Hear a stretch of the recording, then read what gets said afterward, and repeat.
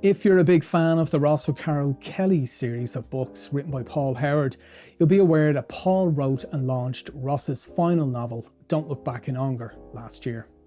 This completes the series comprising a staggering 24 or so novels.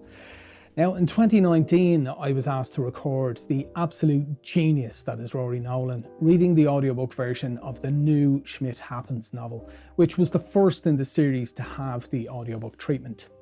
We then went on to record 8 more in the series, culminating in Ross's swan song, Don't Look Back in Ongar. So at the end of recording that final tome, I took a little time to chat with Rory, and I began by asking him how he was cast as Ross in the first place. Well, I knew about Ross O'Carroll Kelly was around for about 6 years before we did the first stage play. I was about the same age as Ross. I am about the same age as Ross, and I went to UCD around the same time, and he would have been there. So I always say that I was sort of on the observation deck for characters like Ross. But then I got a phone call from my agent to go in and meet Anne Clark, who I'd worked with already, who's a great producer, and Jimmy Fay, who's a great theatre director who I'd worked with as well. And that was when I met Paul Howard. So I went in and I met them and I read for it. And the rest, as they say, was history. I got a phone call about an hour after the audition saying, yeah, we'd love you to do it. So that was my first interaction with Paul Howard, and he's just a brilliant man. I had a great time with Paul. He's always been so generous with his creations and his characters, and having that type of generosity made my job much easier, as well as the source material is so strong and so brilliant. So it's been a wild ride, and it's been great fun, and I've loved every minute of stepping into the tubes. So now we know how it all started. I asked Rory where it went from there. I started playing Ross in 2007 in the first stage play, which was called The Last Days of the Celtic Tiger, and we went on to do a couple of more shows between Fox Rock and The Hard Place, Breaking Dad, and Postcards from the Ledge, and they came back in remount in various guises. And then a couple of years ago I started doing the audiobooks, the audiobook version of the novels, with Paul Fegan out in bitsixteen Studios, one of the best producers I've ever worked with in a studio. And we've done a good load of them now, and we've just recorded Don't Look Back in Ongar, which is the last in the series, I believe, which I'm heavy-hearted saying that, because I can't believe that there won't be another novel. Well, who knows? Who knows? But it's an absolute fantastic read. I hope it's a great listen. It's a wonderful, wonderful book. I'm in bits after it on all sorts of levels. But that's where it started for me, and this is where we are today.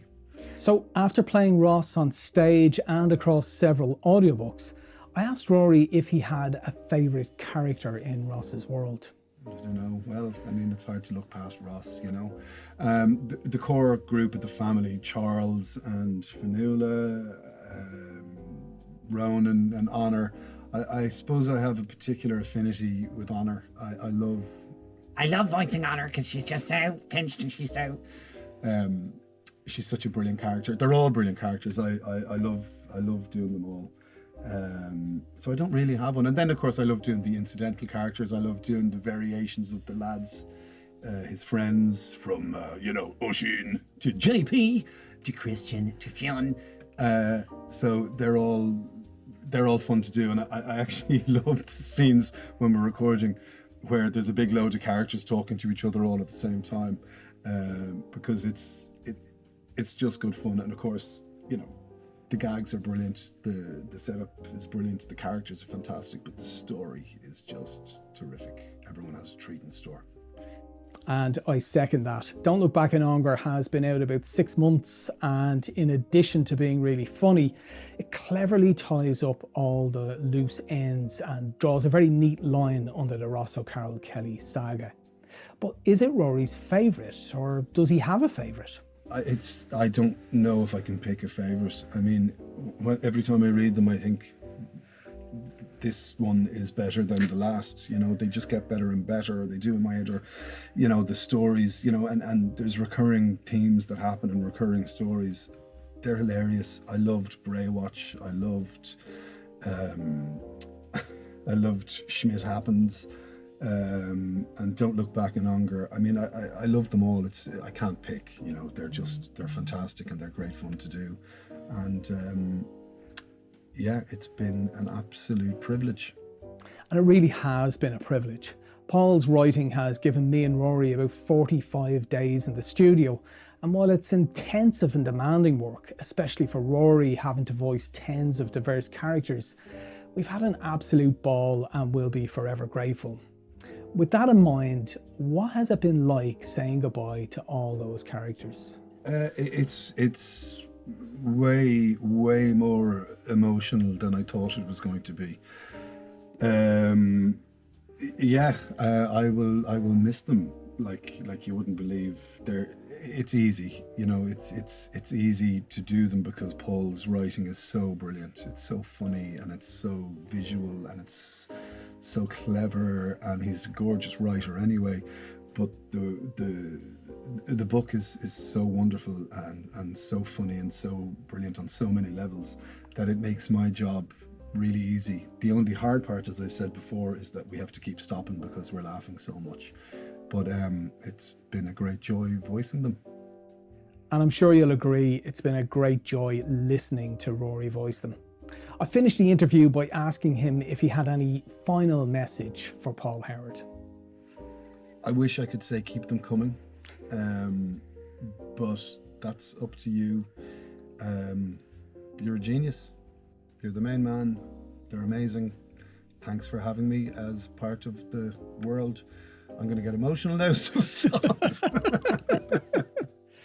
And I can only echo those sentiments. As Paul closes his laptop on the last of the Ross novels, Rory and I also exit stage left for the last time, unless we get to work on something else together, or we get to commit the rest of the Ross back catalogue to audio, or Paul decides in 10 years that, you know what, there is another Ross story he forgot to tell. Until then, I'd just like to say thanks to Paul Howard for the great stories and this golden opportunity, and for even mentioning us in his last book.